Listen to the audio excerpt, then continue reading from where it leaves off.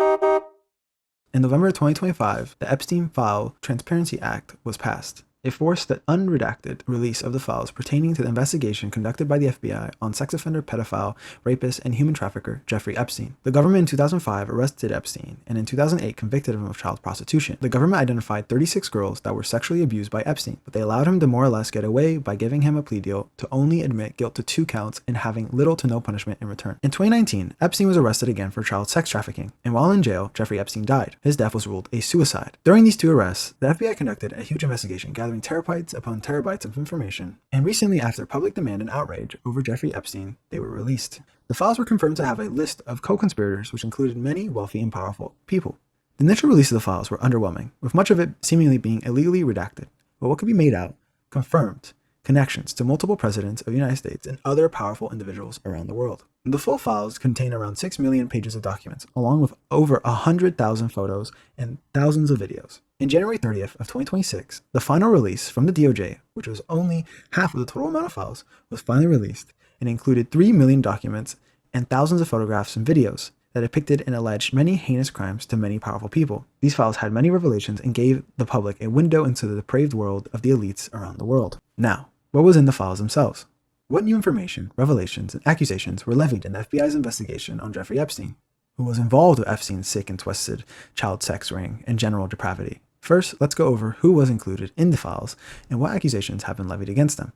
One of, if not the largest names to be included in the files, is the current president of the United States, President Donald J. Trump. There were accusations of Donald Trump raping a minor, and after the rape, physically abusing them and threatening to murder them. In the files, there's also accusations that Donald Trump has multiple dead bodies buried underneath his golf course. Another president, or former president, mentioned in the files is Bill Clinton. Bill Clinton in the files seemed to have been good friends of Epstein and might have partaken in certain activities and parties. He had taken 32 plane trips to Jeffrey Epstein's island. Prince Andrew of the United Kingdom, a huge member of the British royal family, in the files has had many allegations of raping a minor and having Jeffrey Epstein facilitate and sex traffic the minor for the prince. Elon Musk, during a disagreement with Donald Trump, accused the president to have had been too scared to release the files, implying that Donald Trump was in the files. This accusation is ironic considering the fact that Elon Musk himself is in the files. There are multiple email threads with Jeffrey Epstein where Elon Musk is continuously asking about Epstein's parties and being very excited to party with Epstein for the girls.